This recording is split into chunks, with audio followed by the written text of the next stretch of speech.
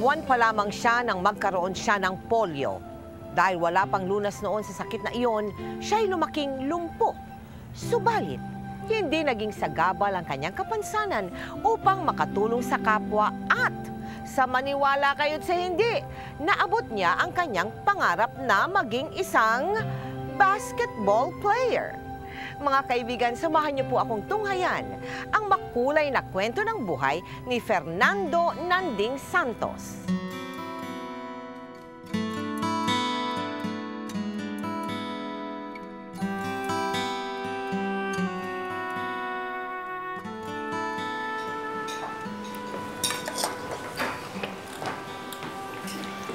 Nay, pahingi akong pera kasi may kailangan akong bayarang project sa eskwela. Naku, Nak. Wala akong naitabing pera eh. Naibili ko na kasi ng pagkain yung benta ko sa kortina. Maghintay ka na lang. Magtatabi ako para sa project mo pag naibenta ko na itong mga tahi kong damit. Nay, ngayon na yung huling bayaran eh. Kausapin mo na lang yung teacher mo. Alam mo namang hindi masyadong malakas ang kita ko dito sa pananahi ko eh. Asa na ba kasi si tatay? Ang tagal-tagal na niyang hindi umuwi dito ah. Nak, sundalo ang tatay mo. Alam mo naman ang mga sundalo eh, kung saan-saan nadidistino. Ang sabihin niyo, doon siya nakadistino sa babae niya. Nay, mauna na ho ako, Nay. Oh, sige. Ingat ka, ha? Opo. O ano ba? Kung kumain ka na, di kumilos ka na, sige na. Asan ba si Nanding? Mahuhuli kayo. Tawagin mo na kapatid mo.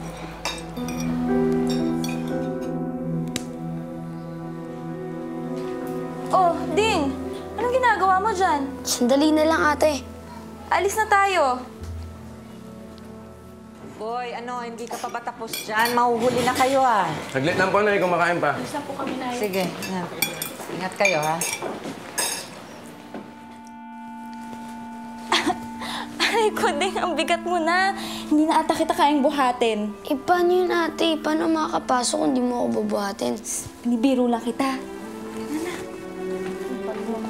Oh, mga anak, ingat kayo, ha? Huwag masyadong mabilis maglakad. Baka matisod kayo. Ah, Nay. Alis na po kami, Nay. Alis na kami, Nay. Sige. Kung kayo po'y meron kahilingan na kaya po namin pagkaloob o ibigay sa inyo, huwag ho kayong mahiya. Pumunta lang kayo rito sa amin at hilingin kung ano yun gusto ninyo. Naabot ng makakaya po namin.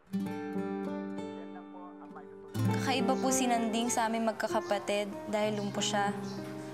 Araw-araw binubuhat ko po siya sa likod ko pagpasok sa eskwela. Naging bet-bet na nga po ang palayaw ko dahil lagi kong bitbit si Nanding. Madalas, pinagtitinginan po kami. Minsan po, pinagtatawanan na tinutukso.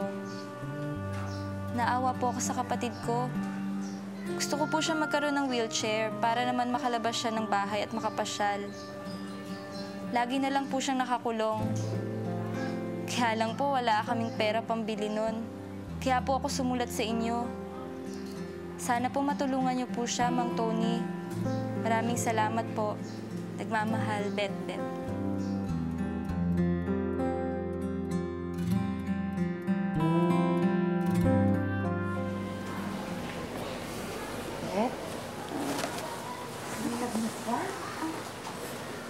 Kasi, Nay, habang naliligo po ako kanina, may dugong lumalabas sa akin. Huwag ka mag-alala. May regla ka na. Nagdadalaga ka na kasi.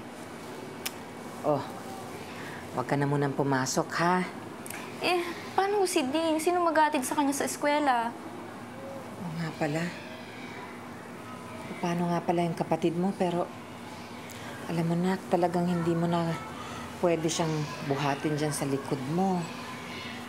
Lumalaki na siya. Alam ko, nahihirapan ka. Ate! Ate! Ate, tara na. Pasok na tayo. Ding, hindi mo na kayo papasok ng kapatid mo. Masama pakiramdam niya eh. Samahan mo muna siya dito sa bahay, ha? Pero Nay, may test po kami. Huwag kang mag-alala. Ako nang bahala doon. Kakausapin ko ang maestra niyo, ha?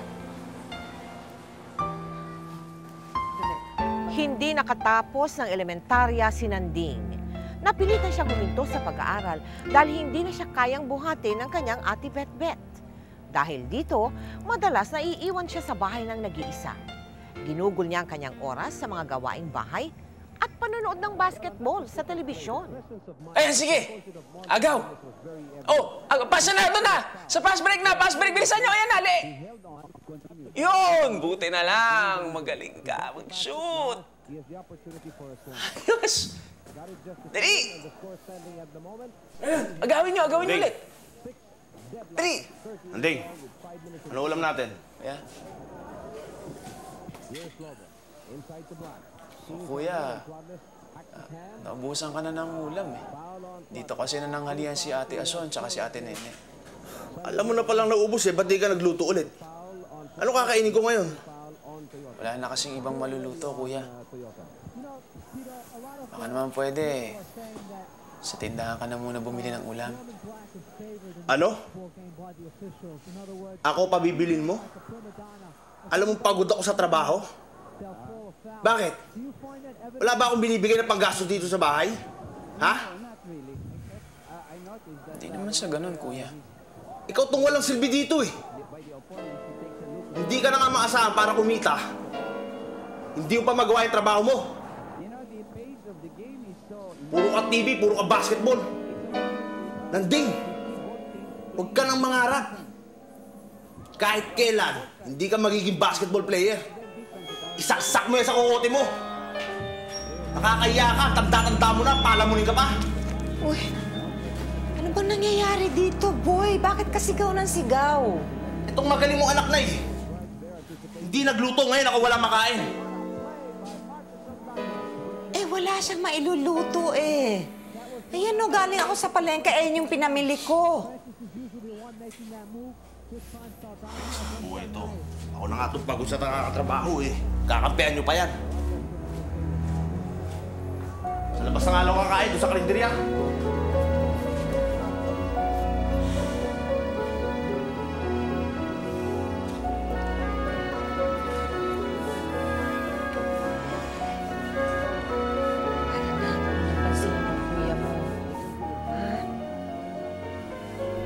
Mabilis ding napawi ang lungkot ni Nanding nang bumulaga sa kanya ang isang hindi inaasahang biyaya.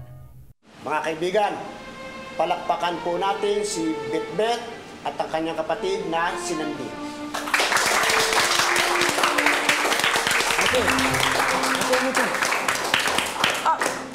Surprise to para sa'yo.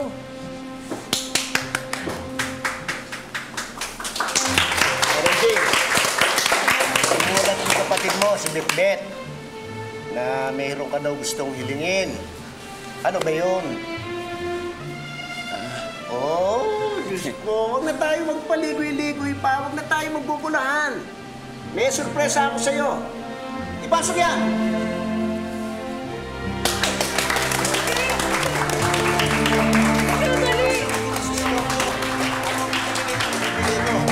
Oh, Nanding, anong masasabi mo sa bigay namin sa'yo?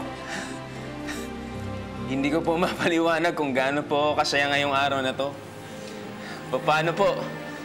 Sa buong buhay ko, ngayon lang po ako nagkaroon ng wheelchair. Sa wakas, makakagala na rin po ako. Maraming salamat sa ate Bet-Bet ko. At sa inyo po, Mr. Tony Santos. Hindi ko po makakalimutan ang araw na to! Bolero! Okay, kayo, kung ano man ang kahilingan ninyo, sumulat na kayo sa akin.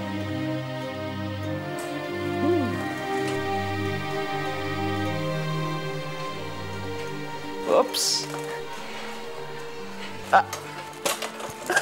Tomboy! Bet, tulungan mo naman ang ikaw. Bet, ang gwapo mo ngayon ah. Sino bang date mo? Si Luisa Osneda. Hoy, mga loko! Lubayan nyo nga yung ate ko. Ang lakas naman ng loob mo. Eh wala ka naman ibubuga. Macho pa yung atin mo kaysa sa'yo eh. Ano ako pala kayo eh? Subukan nyo lang bumalik dito. Ako mismo uupa sa inyo. Akala nyo, porkit lumpo pa ako. Mga kamao ko, hindi.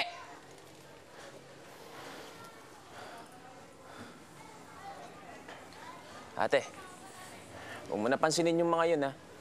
Hindi nila alam kung anong pinagsasabi nila. Huwag ka nga makialam.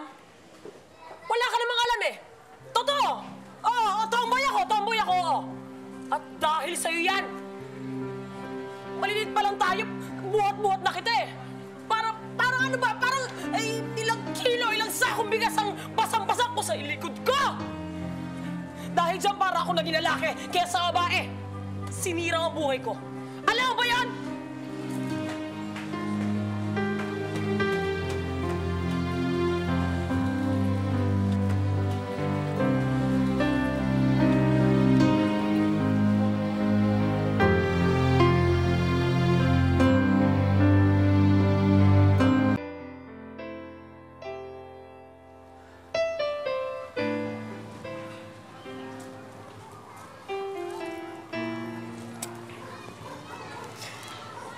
Hindi ka naman gusto saktan ng kapatid mo eh.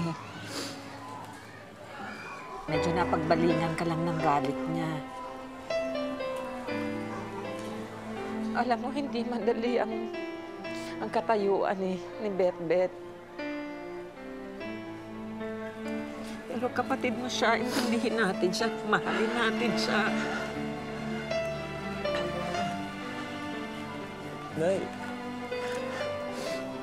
Nay, alam ko naman yun.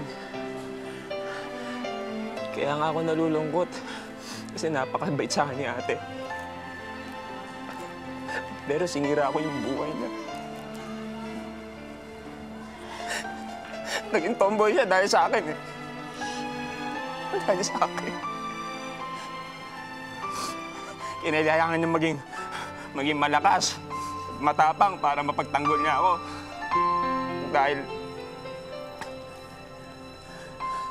Dahil lumpo ako. Lumpo ako. Magsalita ng ganyan. Hindi naman dahil sa'yo o sa kapansanan mo kaya siya naging ganyan eh.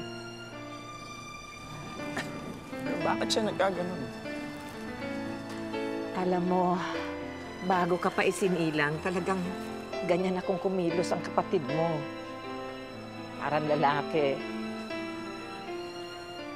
Pero maraming bagay sa mundong ito, maraming bagay sa buhay natin na hindi natin maintindihan, hindi natin maipaliwanag, pero kailangan tanggapin dahil yun ang totoo. Nay, ayoko lang masira ang buhay niya dahil sa akin. Anak, hindi naman masisira ang buhay niya dahil tomboy siya eh. Nasa sa kanya na kung paano niya harapin ang pagsubok na yan. Pero kayang-kaya yan ang kapatid mo. Malakas siya, matapang, matatag. Tularan mo siya. Sana maging ganun ka. Harapin mo ang mga pagsubok na inihahain para sa'yo. Ibinigay sa inyo yun ng Diyos. Dahil alam niyang kayang-kaya niyong lampasan ang lahat ng pagsubok na yan. Labis sa dinibdib ni Nanding ang nangyari. Dahil dito, mas lalong bumaba ang tingin niya sa sarili. Mas lalong naging malungkutin at maramdamin si Nanding. Lalo na nang isang hindi inaasahang bisita ang dumalaw sa kanilang mag-anak.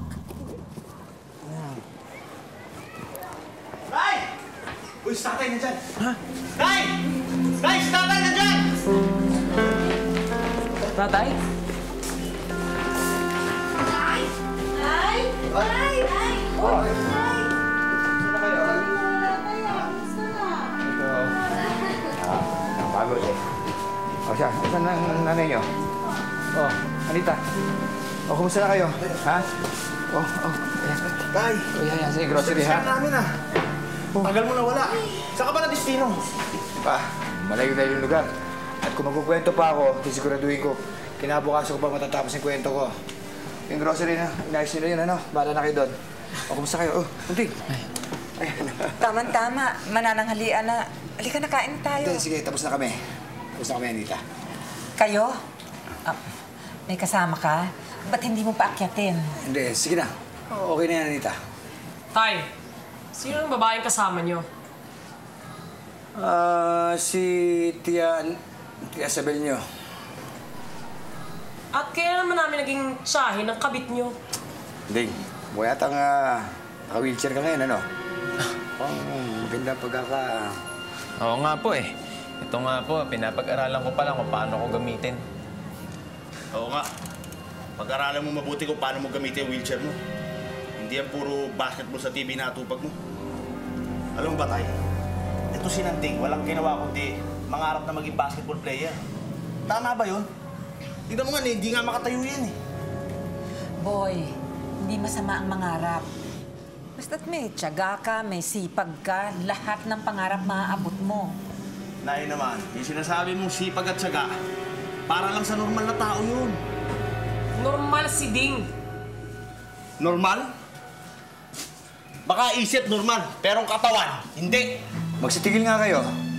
Kararating ko lang nag-aaway na kay Kagad dyan. Bihira kayo. Nanding, si Sambanda tama ang Kuya Boy mo. Makakabuting tumuno ka lang dito sa bahay. Mabibigo ka lang sa mga pangarap mo. Tanggapin mo maluwag kung ano man ang kinalob sa'yo ng Panginoon Diyos. Diba?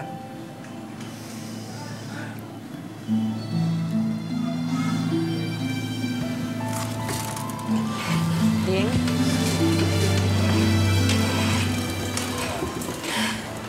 Ano ba yung may panggasos dyan? Ito. Sige. Ito.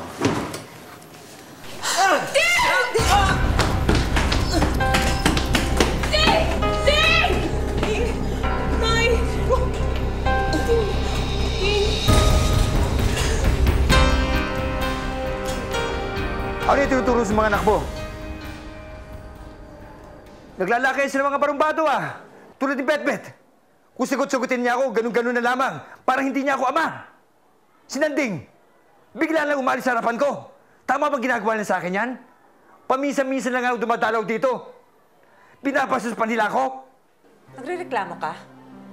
Ba't hindi ikaw ang magpalaki sa kanila? Wala kang karapatan sumbatan ako dahil hindi mo ginampanan ang pagiging ama mo. Mababait ang anak ko. Naging barumbado lang sila nung dumating ka.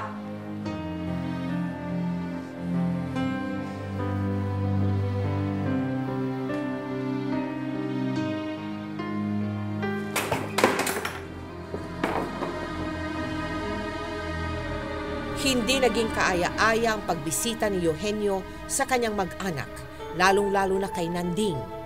Noong mga panahong iyon, damang-dama niya ang galit ng mundo sa kanya. At maging siya ay napuno ng pagkamuhi sa sarili.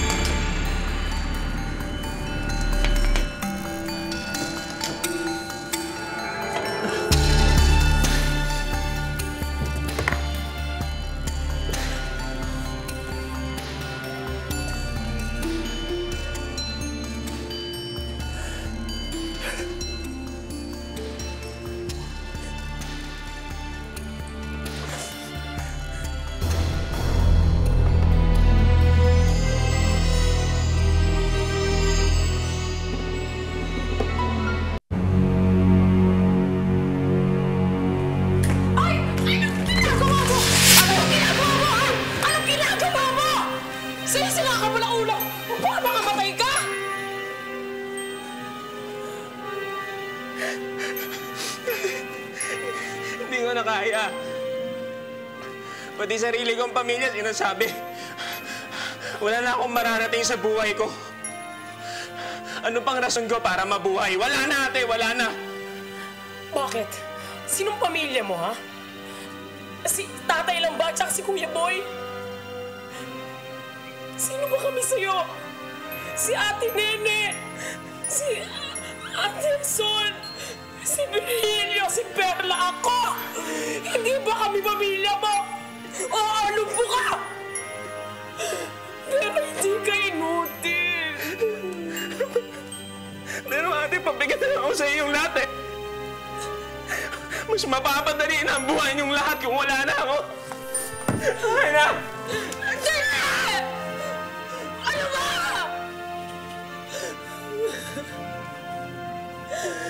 Napakalaki mo naman tanga kung iisip mong pabigat ka.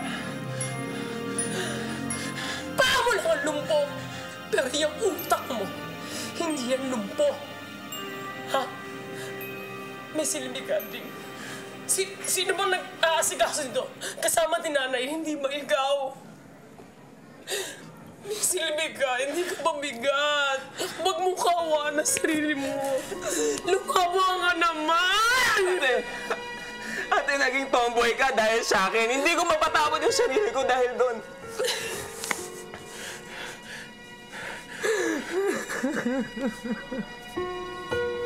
Hindi mo kasalanan yun, Ding.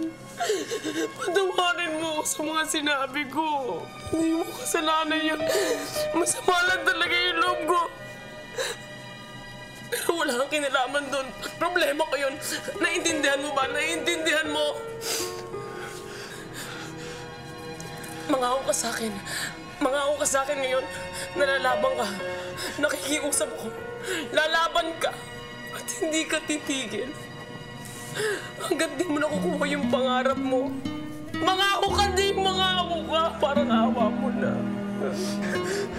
Ate, nakangako ako.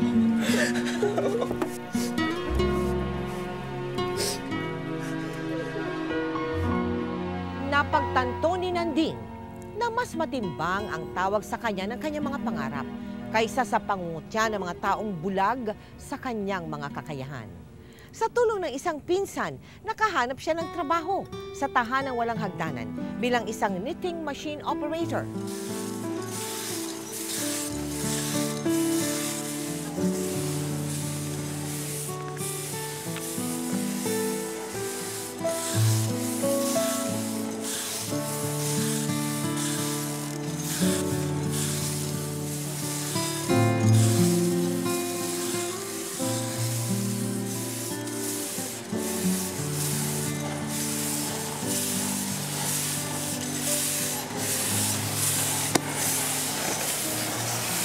Oh, bakit itinago mo yung binabasa mo?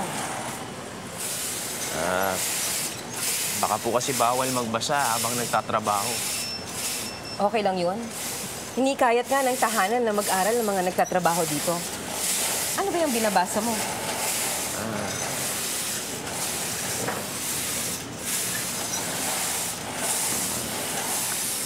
Medical book po.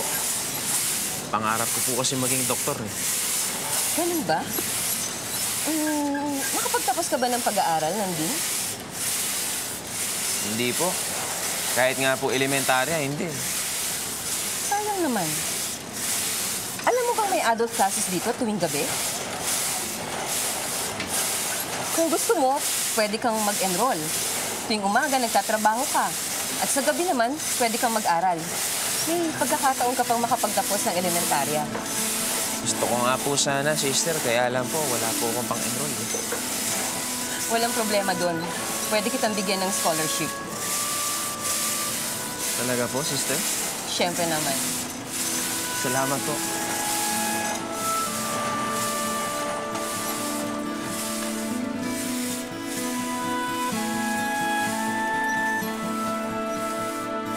Pinagsabay ni Nanding ang pagtatrabaho at pag-aaral.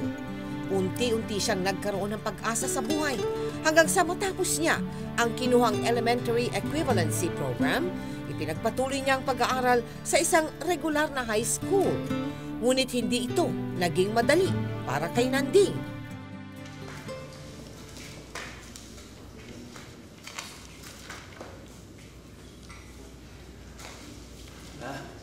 Sorry po, ma'am. Late po ako.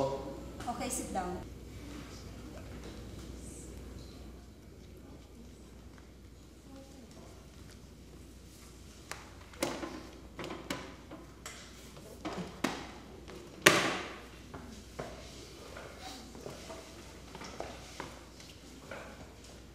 Hoy, kuya. Bawal lang nakatsinelas dito. Class, quiet!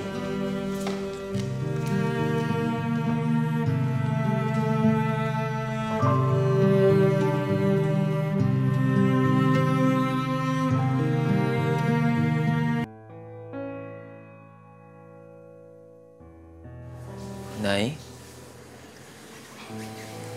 hindi ko na po yata kayang pumasok sa normal na eskwelahan.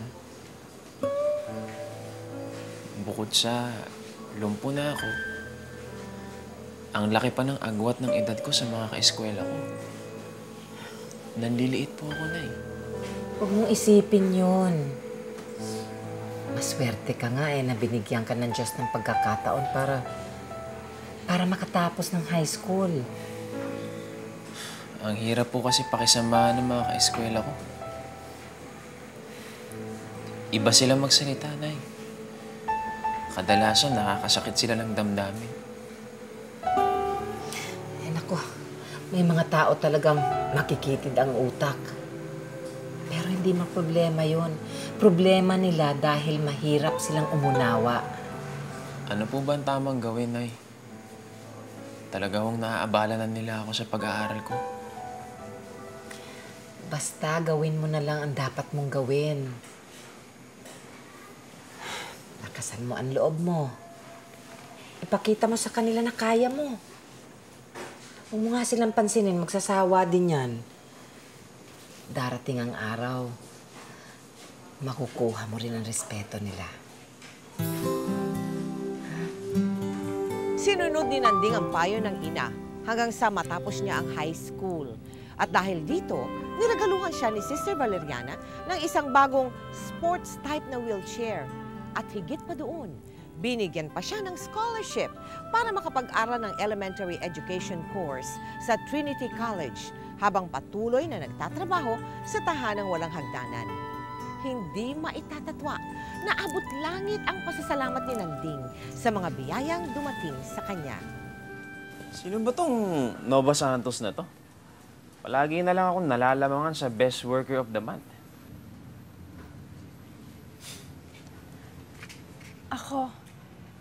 Ako si Nova Santos. Naging magkaibigan sina Nanding at Nova. At hindi rin nagtagal, umusbong sa kanilang pagkakaibigan ang isang magandang pag-iibigan. Sigurado lang ha, shoot ha?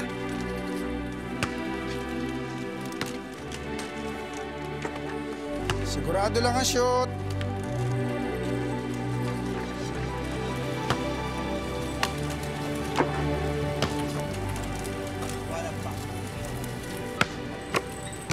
Aba, marunong ka sumunod ng bola? Oo naman. Nung bata ako, mahilig ako manood ng basketball sa TV eh. Ano pangalan mo? Nanding po. Mukhang sanay kang sumalo ng bola eh. Marunong ka bang mag-dribble?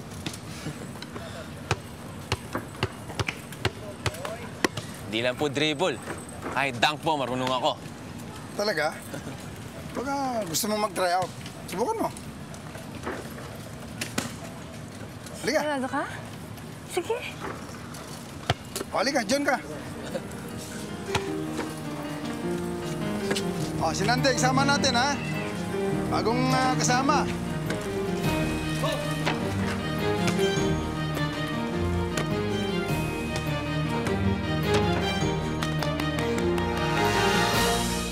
Bukod sa pag-aaral, naging abala din si Nanding sa basketball. Pinalad si Nanding na mapabilang sa basketball team ng mga may kapansanan sa naturang kolehiyo. Habang si Nova naman ay walang sawang sumusuporta sa kanya.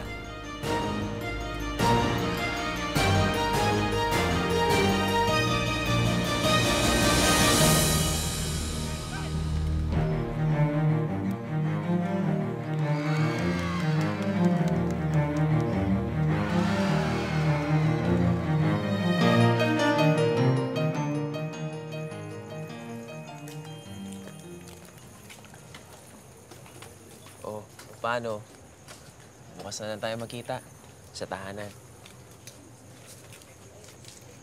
Mamimiss kita.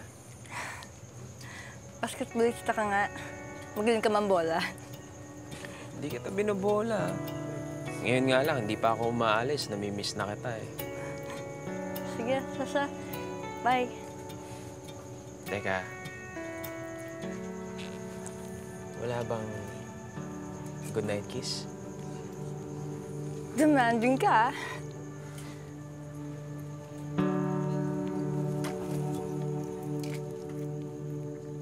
Hoy, lalaki! Lubayan mo anak ko, ha? Hindi ba sinabi ko sa'yo? Huwag ka na makikipagkita sa lalaking yan, ha? Tay, mahal ko po si Nanding. Baba, walang mangyayari sa'yo sa kanya. Paano ka babuhayin yan? Nay, mabait po si Nanding. Masipag at may pangarap sa buhay. Huwag ka magbulag-bulagan, anak. Ha? Gamitin mo kokote mo! Makinig ka sa amin, anak. Alam namin kung anong makapuputi para sa'yo. Mahal ko si Nova. Nova! Oy, lalaki! Umuwi ka na, ha? Umuwi ka na at huwag ka na makikipagkita sa anak ko. Naintindihan mo? Ay, hindi pwede. At bakit hindi? Dahil buntis ako. Diyos ko. Patay. Nova. Buntis ka? Ding, nagpatingin ako kanina sa doktor. Magkakaanak na tayo.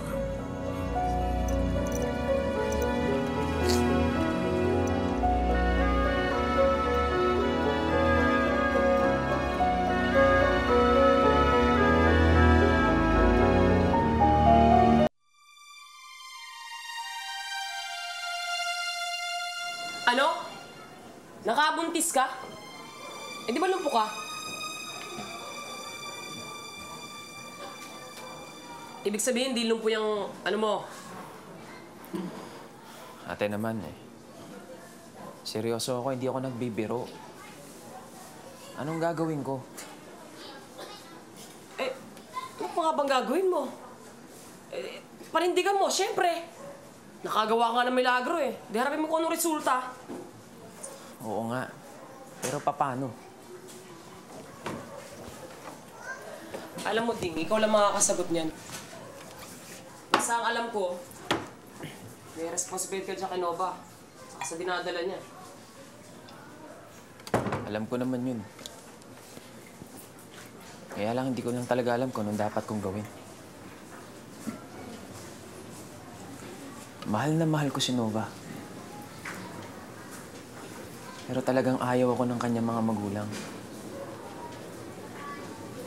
Naguguluhan ako. Ano papakain ko sa kanya? Paano na yung pag-aaral ko? Naguguluhan ako, ate. Eh, tagay mo na. Isipan mo kung dapat mong gawin. Alam mo, minsan dumarating talaga sa buhay ng tao na kailangan magdesisyon kung anong mas mahalaga. Basta, masabi ko lang, huwag kang matakot. Anong gawin kung anong nararapat.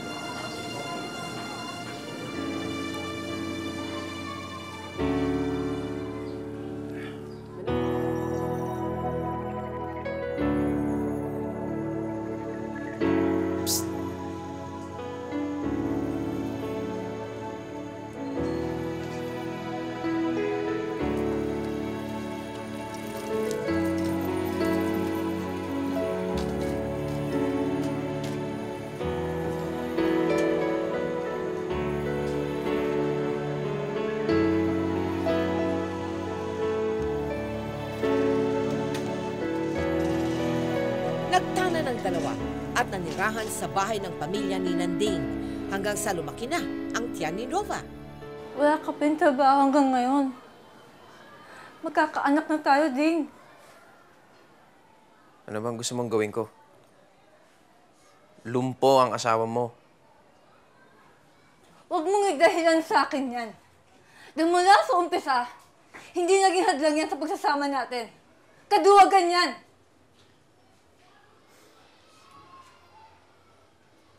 Hindi ako maaaring bumalik sa tahanan. Ano na lang mukhang iharap ko kay sister? Tinigil ko ang pag-aaral ko pagkatapos babalik ako para lang humingi ng trabaho? Hindi ganun kakapal ang mukha ko. Wala nang ibang paraan, Ding. Kailangan mo lumapit kay sister. Dahil kailangan natin kumain. Kailangan kumain ng batang ito. Sabi mo, patutunayan mo sa mga magulang ko na kaya mo akong buhayin. Hindi nga niyang panahon para maduwag ka. Patunayan mo sa akin na mahal mo ako, Ding.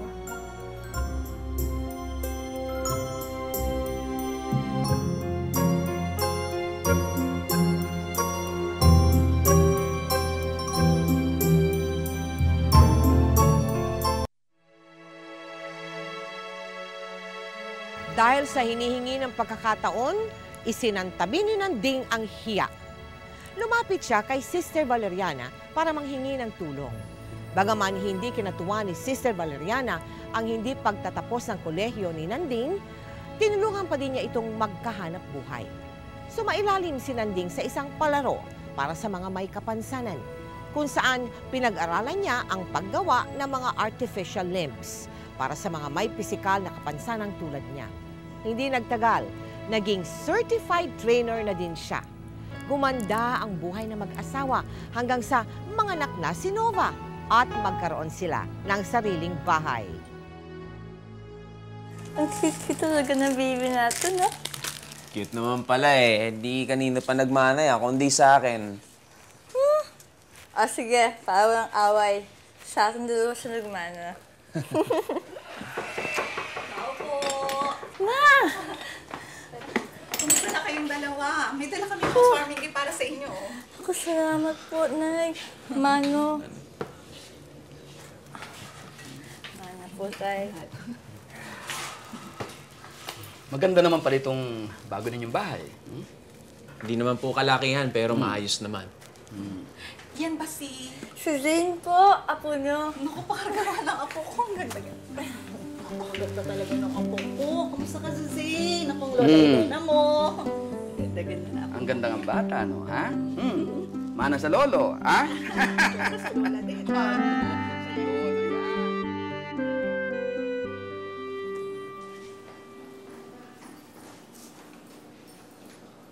Ding. Ding. Kuya? Kuya, tuloy ka.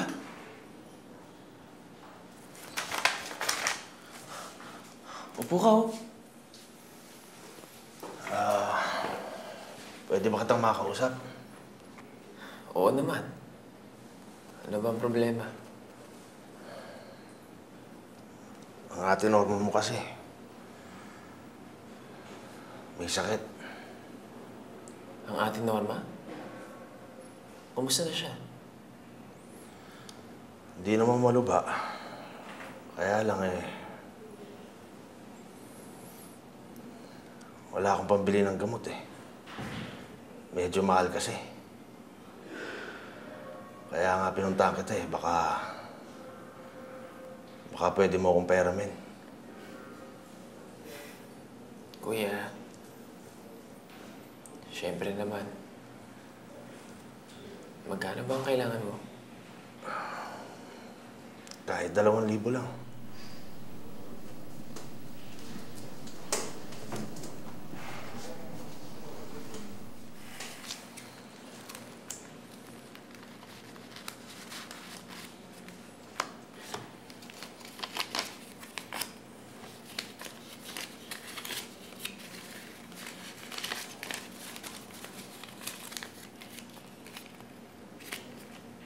Kuya. Ang laki naman nata nito. Kaya tanggapin mo na yan. Tulong ko na yan para kay Ate Norma. Salamat Malaking tulong to. Walang anuman, Kuya. Kamusta mo na lang ako kay Ate Norma. Sabihin mo sa kanya, magpagaling siya. Patawarin mo sana ako sa mga nagawa kong kasalanan sa iyo. Gamutan mo na yan, kuya. Matagal na yun.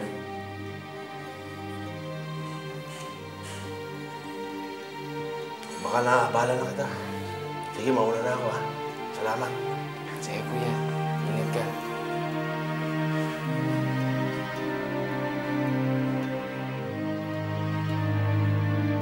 Napakalaki naman yung binigay mo sa kanya, Ding. Hayaan mo na. Tulong ko na sa kanila yon. Pero grabe yung pangut yung ginawa niya sa'yo nung bata pa kayo eh. Nova, kahit anong mangyari, kapatid ko pa rin si Kuya Boy. Hindi naman sa nagdadamat ako, Ding. Pero natatakot ako na abusuhin na naman niya yung kabaitan mo. Tsaka na natin problemahin yun pag nandyan na.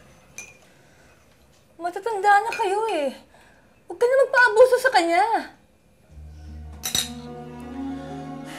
Nova, intindihin mo ako. Hindi ako nagpapaabuso. Bumabawi lang ako, gumaganti, pero sa mabuting paraan. Hindi ko maintindihan. Buong buhay ko, minamalit ako ng Kuya Boy ko.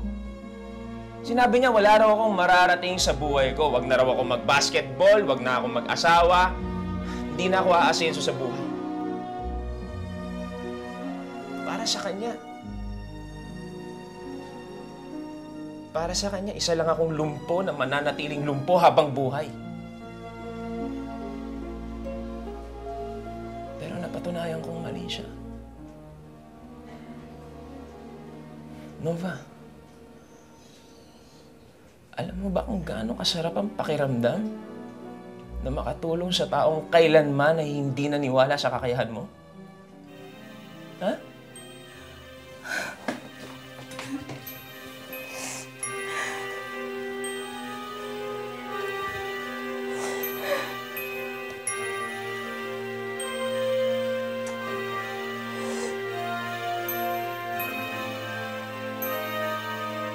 Nasundan pa ng anak na lalaki ang panganay ni Nanding at Nova. Kasabay nito, nagpatuloy pa rin si Nanding sa paglalaro ng basketball. Natupad din ang inaasam niyang pangarap na maging manlalaro tulad ng mga idolo niyang sina Robert Jaworski, Jimmy Mariano, Mon Fernandez at Reynoso Brothers. Hanggang sa...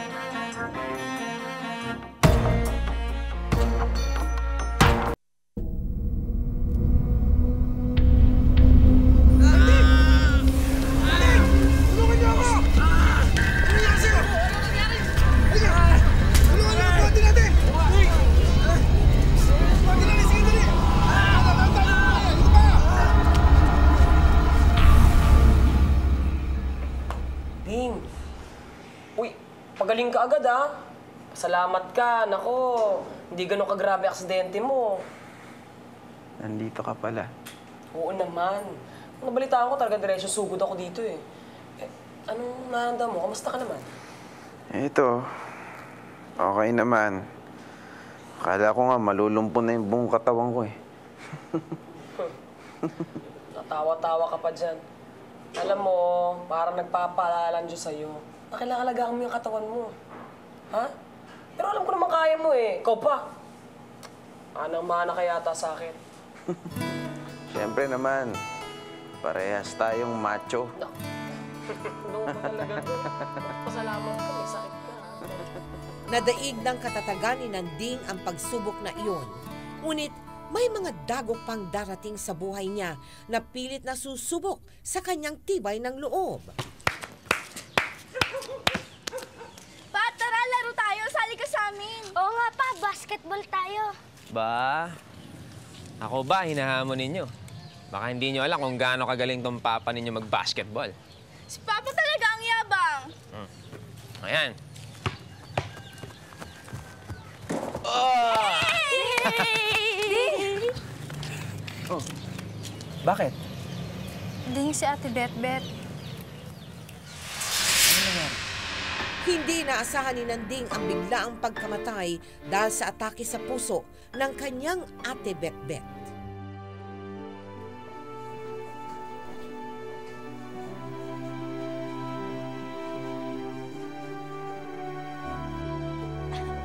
Aray ko, Ding, ang bigat mo na. Hindi na ata kita kayang buhatin. Eh, paano yun, ate? Paano makakapasok kung di mo ako bubuhatin? Biro lang kita. Huwag ka nga makialam. Wala ka namang alam eh. Totoo! Oo, tomboy ako. At dahil sa'yo yan, sinira ang buhay ko. Alam mo ba yan? Minsan dumarating talaga sa buhay ng tao na kailangan magdesisyon kung anong mas mahalaga. Huwag kang matakot. Nung gawin kung anong nararapat. Mangako ka sa akin, lalaban ka at hindi ka titigil. Hanggat di mo nakukuha yung pangarap mo. Mangako ka din, mangako ka. Parang awa mo na. Hindi kita makakalimutan.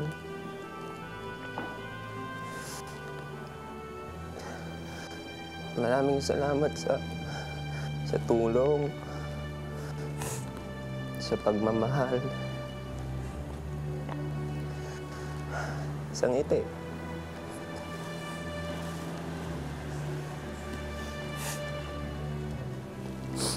Maraming salamat sa pangako. Mahal na mahal kita, ate. Paalam.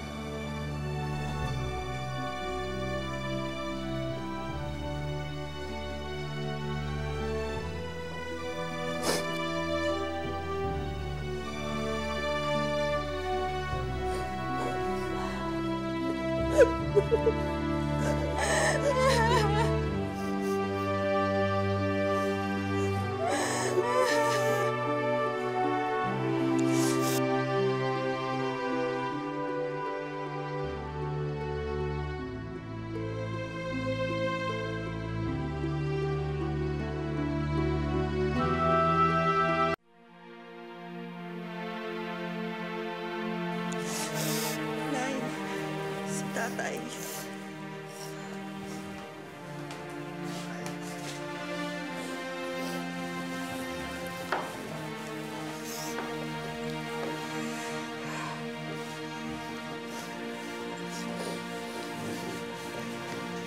Anita.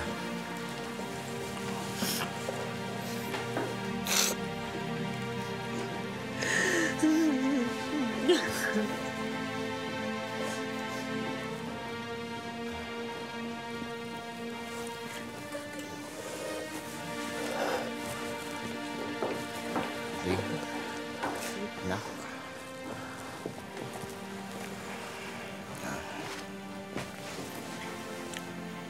Patawarin niyo ako. Patawarin niyo ako sa mga naging pagkukulang ko sa inyo. Gusto ko malaman mo, anak, na proud ako sa iyo. Sa kabila na iyong kapansanan, ikaw pa rin ang malayo ang narating. Mapatawad sana ako ninyo ng ate Bet-Bet ninyo. Hindi ko man naipadama sa inyo. Pero ang totoo niyan, mahal na mahal ko kayo lahat.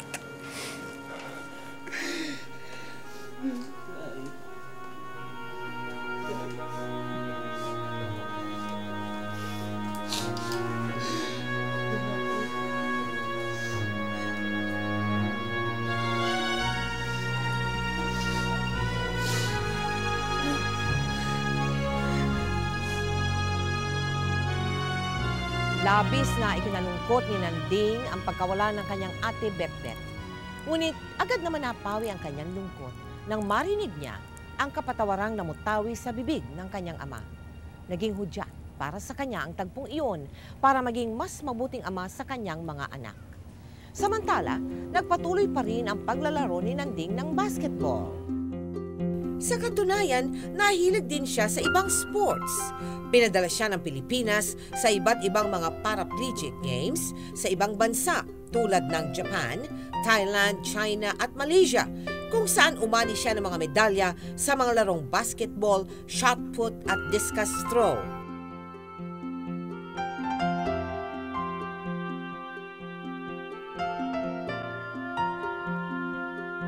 Taong 1999, nang sumakabilang buhay ang ama ni Nanding dahil sa sakit na asma.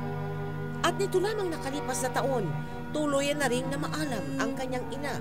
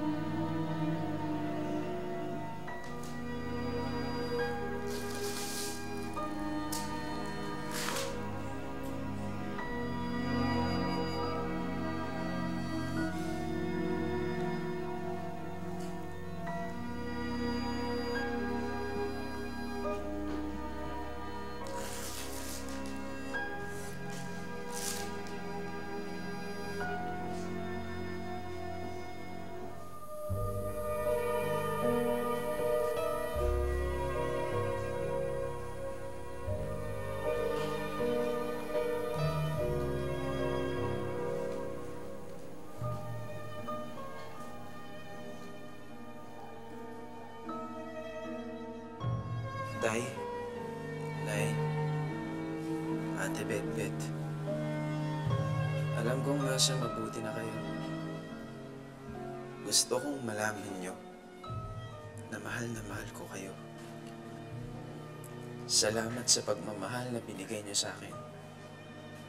Kahit wala na kayo, masaya pa rin ako dahil alam ko na ang lahat ng pagmamahal na binigay niyo sa akin ay may aalay ko sa mga taong sa ngayon ay nagbibigay din sa akin ng pagmamahal at kaligayahan. Hayaan po ninyo, hinding-hindi mawawala yon sa puso ko at magpapatuloy ang pagmamahal na yon magpakailanman.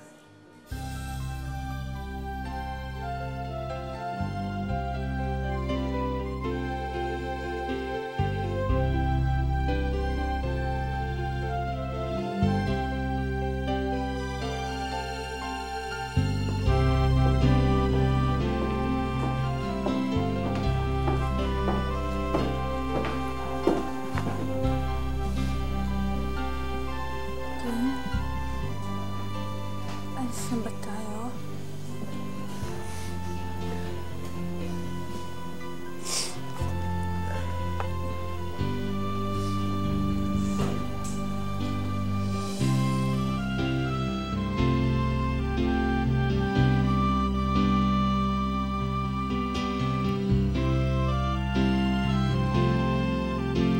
Nanding, pagkatapos ba ng pinagdaanan mo nung kabataan mo, tama bang sabihin na hindi hadlang ang kapansanan sa tagumpay ng isang tao? Hindi hadlang kasi hindi ko mararating to kung nagpatalo ko dun sa term na gano'n na may kapansanan ako. Naging inspirasyon ko yung kapansanan ko.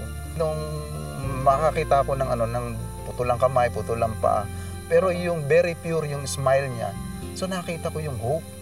Nagpe-painting siya by mouth. Sabi ko, wow, kompleto ako, may kamay pa ako, nakakapag-wheelchair pa ako ng maayos. Bakit ako susuko? Masyadong malawak yung yung pangarap ko sa buhay. Paliwanag mo nga sa amin yung profession mo. Orthotist and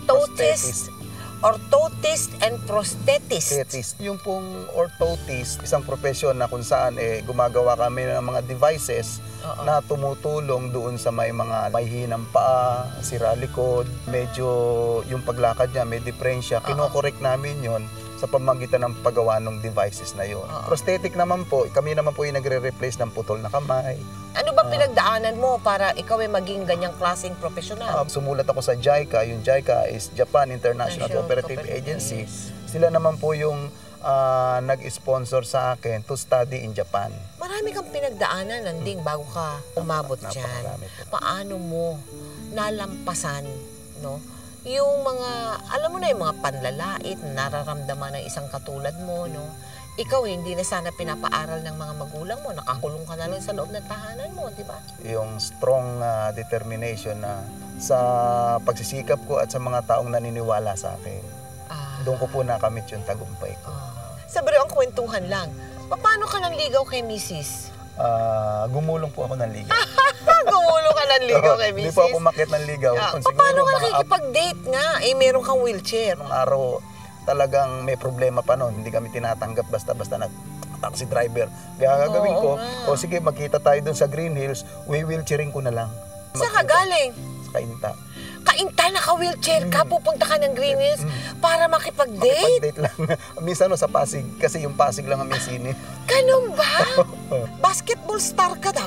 Nung araw, gagapang-gapang ako. Meron akong maliit na ring, shoot ako. Nung sumakay ako sa wheelchair, pwede pala. Marami ko nakitang naglalaro ng basketball. On wheels. Ayun, naglaro, tapos nag-try out ako. Ayun, napili ako na Philippine team, pinadala ako sa iba't ibang lugar sa Asia. And then, yung way back 1989 po, naglaro ako sa Japan. Nanalo po ako pinatugtog ko po yung national anthem natin ng 3 araw na sunod-sunod. Talaga? Basketball? Shot put, javelin, and discus throw. Really? Yeah, pag ako nakangiti, ayun, naalala ko yung mga pinagagawa ko. Hindi, pinagagawa mo despite ng kapansanan mo. Para maka-encourage din ng mga disabled potential athletes. Kasi maganda na ang programa ng gobyerno ngayon tungkol sa disabled. Anong maibabahagi mo sa mga televiewers natin na ganyan, na may kapansanan? Ang kapansanan nyo, challenge lang yan eh. Yan pa ang magiging sandata nyo para kayo maging malakas, maging determinado sa inyong pangarap sa buhay. Ang importante pagyamanan natin is yung natira. Kasi yung natira na yun, mapapagyaman natin yun. Congratulations. Thank you po. At kami nagpapasalamat na pinahintulutan mo kaming gamitin ang kwento ng buhay mo para maging inspirasyon sa ating mga kababayan. Thank you very much. Hindi maikakaila na isang inspirasyon si Nanding para sa atin.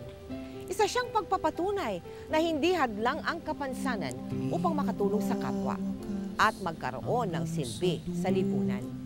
Ipinamalas niya sa atin ang isang pangarap, gaano man kalayo o kataas, hindi imposibleng abutin hanggat nananatiling walang kupas ang ating katatagan at tibay ng loob. Ako po si Mel Tiangco at ito ang kwento ng bawat isa sa atin. Ngayon, bukas at magpakailanman. Sana'y laging kapiling, yan ang aking dalangin. Magpakailanman, hindi magbabago ang sinisigaw nitong aking puso. Magpakailanman.